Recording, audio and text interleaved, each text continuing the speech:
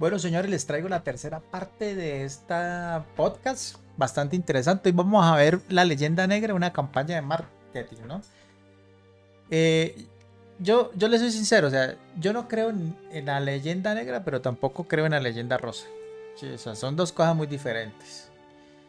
En la época de los virreinatos hubieron situaciones complejas, claro que sí, como en cualquier otro país, hermano, ¿sí? Como cualquier otro país, como en cualquier otro reino de ese momento.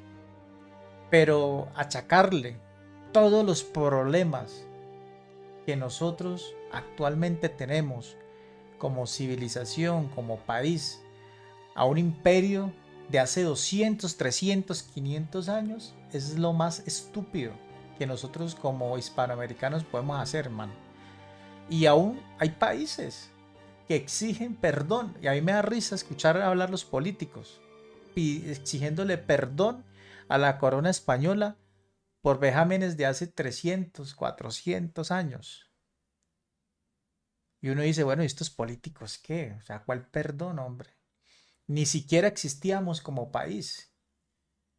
Y son esas castas, y ellos vienen de esos linajes criollos españoles de la época, porque sus familias tienen que ver con esos linajes criollos de la época, ¿sí? O sea, no les bastó volver mierda a los países con sus batallas de liberación, sino que ahora le exigen perdón al reino español por ellos hacer la guerra, ¿sí? Entonces es muy curioso, vamos a ver este pedacito del podcast, muchachos, y lo vamos a analizar y hablar un ratico. También a Inglaterra, porque ellos, un poco después de separarse, se dieron cuenta que debían ser unidos porque eran la misma familia. Y la relación especial y los cinco grandes, ¿no?, con Australia, Nueva Zelanda, Canadá, siguen formando un poder en sí mismo. Eso no nos hemos dado cuenta nosotros con otros hermanos latinoamericanos que han considerado que España fue el culpable de sus desgracias. Ellos al día siguiente ya estaban unidos y defendiendo lo que les une. ¿Y qué les une? Pues eso, una cultura y un modelo cultural. Y efectivamente Inglaterra, bueno, hay una pregunta, es, como te decía antes, ¿por qué África es tan pobre? ¿Cuáles son los países más pobres del mundo? Si tú ves la lista de países más pobres del mundo, los primeros lugares, los primeros 15 lugares, no hay ninguno de Latinoamérica. El primero que aparece es Haití, curiosamente, de cultura Una colonia francesa. francesa. Una misma isla, ¿no? República Dominicana y Haití. Bueno, Haití es muy pobre. República Dominicana mantuvo su parte hispánica, ¿no? República Dominicana es de los más ricos de Latinoamérica. Misma isla. O sea, ¿algo tendrá que ver la colonización francesa? Bueno, pues efectivamente los países más pobres y más corruptos de la Tierra no son de cultura hispana. Esto es difícil de explicar porque tenemos tan mala fama que cómo no es posible que esto no sea así. Hombre, ya en el puesto 15 y 16 aparece, como digo, Haití, y luego ya es verdad que tal. Pero los más pobres han sido de colonización francesa y británica. Estos que van por la vida de la educación, de buenas maneras, bueno, realmente trataban a su población la población de las colonias, de manera miserable. Y esto lo han ocultado siempre, pero ahí están las cosas. Los países más pobres, y el caso de India y China es muy sintomático. Y si nosotros hubiéramos conquistado India y China, países muy ricos y poderosos, y los hubiéramos dejado como los dejó Inglaterra, ¿qué dirían de nosotros? Por cierto, que India se revuelve contra Inglaterra por vías pacíficas. Gandhi dio una masacre en una plaza, no me acuerdo el nombre, con ametralladoras a gente desarmada. No se dice nada. Pero es así. Es decir, la cultura británica. Aquí hay aquí existió, hay una historia que se llama la masacre de las bananeras, ojo con esto, que es un suceso que sucedió, valga la redundancia, por allá a principios de los 1900, algo, 18, 20, no recuerdo ahorita la fecha exacta, donde el ejército colombiano hizo una masacre de em, trabajadores de una bananera. Y adivinen de dónde era la bananera. Fácil de contestar, muchachos. Una bananera gringa de Estados Unidos. Eh, hubieron unos trabajadores, ¿sí? Que se rebelaron frente al tema laboral y el ejército, pues en ese momento, como tenía tanto poder esa bananera, pues por intermedio del ejército y la policía hicieron este tipo de masacre. Unos dicen que es leyenda aquí en Colombia, otros dicen que es realidad, pero el hecho es que está la historia. No estoy justificando nada, o sea, no estoy diciendo que sea verdad, pero tampoco estoy diciendo que sea mentira, porque pues desconozco si existió realmente. Hay unos que no pasó, otros que sí pasó, pero bueno, eso es un tema ya más bien político. Pero vean la forma de actuar, igual que los británicos, matar al que se la atraviese. Y eso fue lo que hicieron ellos con todos los indígenas de su pedacito de tierra allá en Norteamérica, ¿no? Y eso pasa. Y eso es lo que ellos hicieron con las guerras de liberación, de las campañas libertadoras, acá, apoyar esas guerras para que nosotros mismos nos matáramos, ¿sí? Para que nosotros mismos nos matáramos. Y así ellos tener el control de los países con sus deudas. Solo ha triunfado cuando ha habido trasplante de población. Es decir, cuando han arrasado con la población originaria y se han puesto ellos. Ajá. Entonces sí, es el caso de Canadá, el caso de Australia, de Nueva Zelanda. Pero cuando han dejado, o sea, cuando no han hecho eso, lo que han hecho es empobrecer los países donde han estado.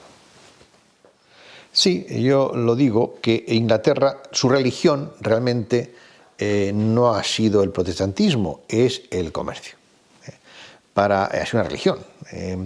Y para ellos tenían clarísimo que con la conquista de territorios no tenía una función evangelizadora, como tuvo en nuestro caso, o de extensión de la cultura occidental, o de civilizar zonas que eran deprimidas, sino y eso lo critican, ¿no? Hay gente que critica eso de la colonización española, ¿no?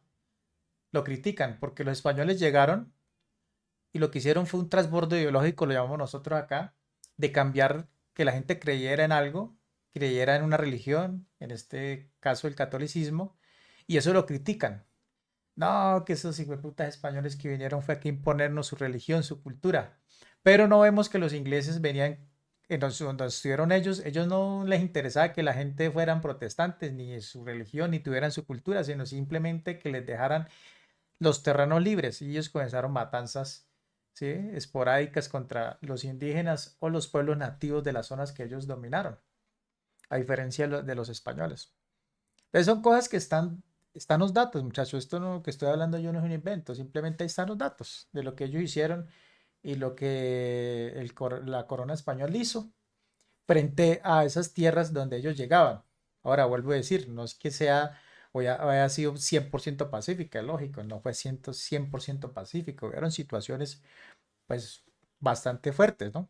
Por eso a raíz de eso la corona española creó una cantidad de decretos para que la gente no se sobrepasara, ¿sí? Cosa que no hicieron los ingleses.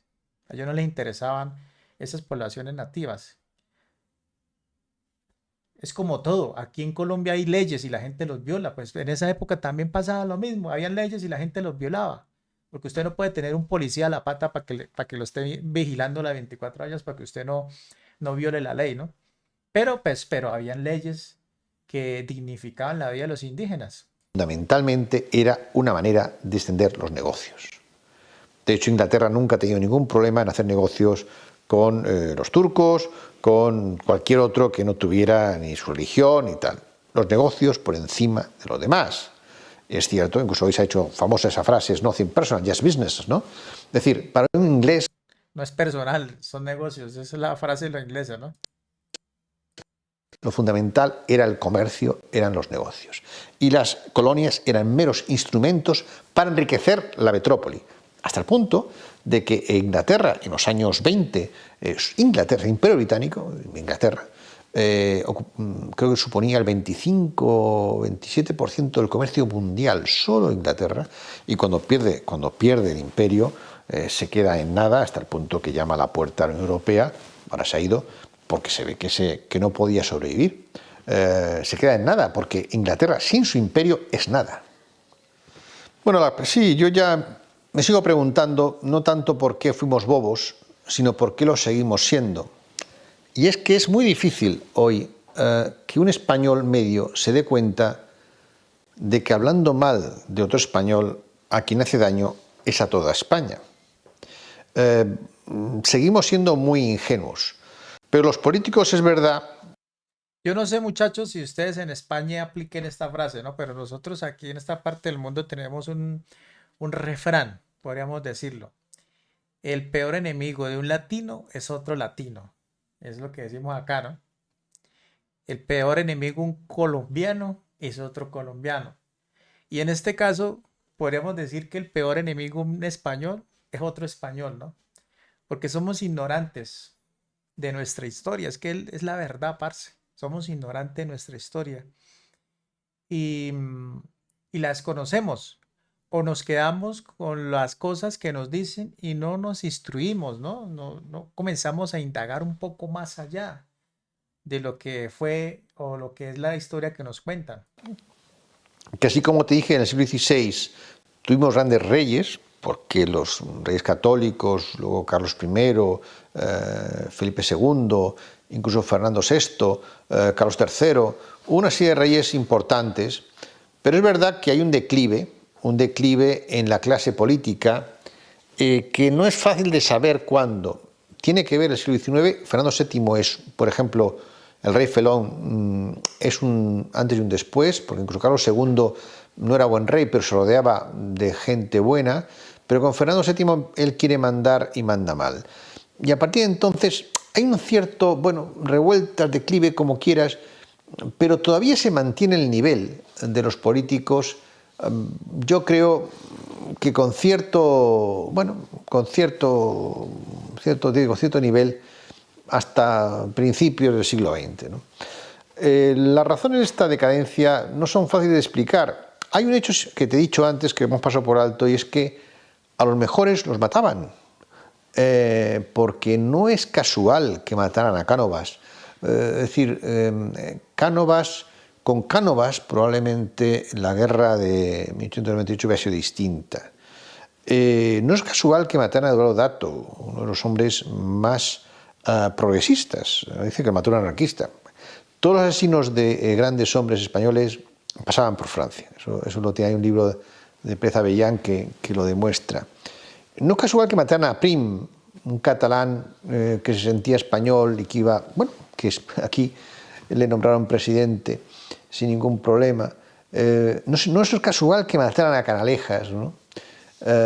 Bueno, si metemos en el saco a Carrero, tampoco es casual que mataran a Carrero, aunque muchos dijeran que lo hicieron bien, pero tampoco lo mató ETA, ¿no? Como se sabe muy bien, ¿no? Todas estas muertes han sido movidas desde fuera. Y incluso cuando hacen un atentado a Aznar, bueno, hay que preguntarse por qué, ¿no? También. Lo que dice el señor es muy real y es muy curioso porque en nuestra historia colombiana también hemos vivido muerte de políticos muy buenos, ¿sí? Gente muy promisoria, gente con muchas ideas buenas, pero que no pertenecen a esos linajes criollos, a esas castas de esas familias y resultan muertos. Uno de los más icónicos es Jorge Eliezer Gaitán, que aún a hoy hay mucha controversia en su muerte porque unos dicen que fue el gobierno, pero otros dicen que fueron extranjeros los que lo mataron, ¿sí? Porque él tenía una propaganda política de unidad, de compromiso, de pacto, de muchas cosas, ¿sí? Pero él no era de izquierda, la gente dice que él era de izquierdas, pero realmente él no era de izquierdas. Él era otro de una línea política muy diferente, ¿sí? Pero su discurso político se confundía de cierta manera con un discurso de izquierdas, es lo que se dice. Pero eso es muy interesante, muchachos, que los buenos políticos casi siempre terminan muertos por influencias, ¿no? Porque no los quieren dejar llegar al poder porque pueden cambiar muchas cosas. Porque, bueno, Aznar tuvo cosas malas, pero hubo una cosa muy buena, y es que restableció una alianza con Estados Unidos. Y eso hay gente que no lo podía permitir. Porque hay gente que no puede permitir que España vuelva a pintar en el mundo. Es curioso. No se sabe muy bien por qué, pero seguimos molestando. Ese peligro de que un día España se despierte y diga, oye, ¿cuánta gente habla español? Pues 400, 500 millones. ¿Cuánta gente habla portugués? Oye, pues 150, 200 millones. Hoy si nos unimos y creamos una comunidad política, económica y cultural, ¿qué pasaría? Bueno, esa posibilidad hay a mucha gente que le asusta. Por eso se hace todo lo posible para que eso no sea factible. Pero sí, es verdad que los políticos no han ayudado y hoy lo vemos, es incomprensible, por decir la historia comparada.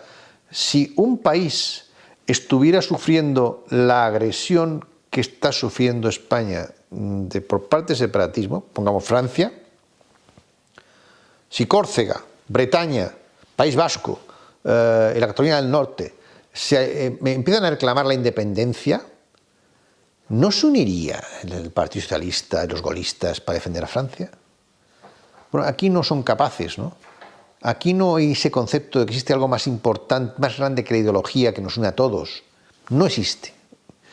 Y en cuanto a los intelectuales, pues bueno, yo que te diga, digo que ha habido grandes intelectuales españoles, pero es verdad que grandes acomplejados también. Hay dos problemas en el mundo intelectual español. Uno es la generación del 98, que se cree. Por eso es que la historia negra nos mantiene totalmente alejados. ¿Sí? Por eso es que, y aquí lo vemos en Hispanoamérica, muchachos. Nosotros, países hispanos que hablamos español, nosotros no nos queremos. No nos queremos, es la verdad. ¿Sí? Y yo lo he visto estos años con el problema venezolano, donde salieron muchos venezolanos de sus países, de su país, a trabajar a otros países y se ha creado una historia alrededor de ellos, que todos los venezolanos vienen a robar, que todos los venezolanos vienen a atracar, a prostituirse las mujeres. Y eso pasó con nosotros hace muchos años también, cuando la guerra en el país estaba insoportable y nos fuimos a otros países. Y también fuimos lo mismo, ¿no? Los coqueros, los periqueros, las prostitutas, los ladrones, los sicarios. Y eso es una ideología que está muy arraigada a nivel hispanoamericano. Y por eso es que aquí nunca, nosotros los hispanos nunca nos vamos a unir. Por eso mismo, porque nos creemos superiores. Cada país de acá se cree superior.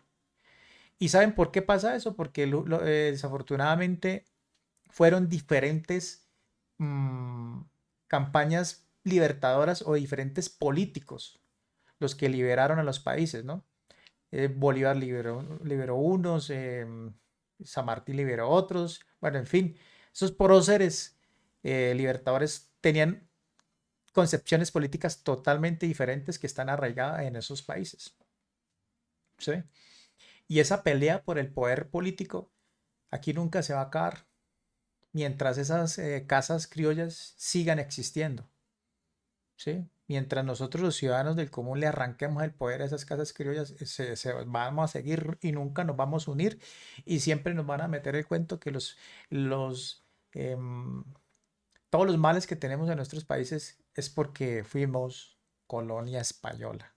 Es triste, pero es la realidad, muchachos. Lo del pesimismo, que crea una imagen de derrota y que es el inicio del nacionalismo. Es decir, el nacionalismo vasco no existía hasta finales del siglo XIX con Sabino Arana, y el catalán resurge en ese momento. Y luego otro problema es el halago al galo, es decir, la excesiva dependencia del intelectual francés de Francia. Y Francia, o sea, con todas excepciones, han sido todos hispanófobos. Entonces, ese compendio hace que realmente la clase intelectual española, todavía hoy, siga siendo parte del problema y no de la solución.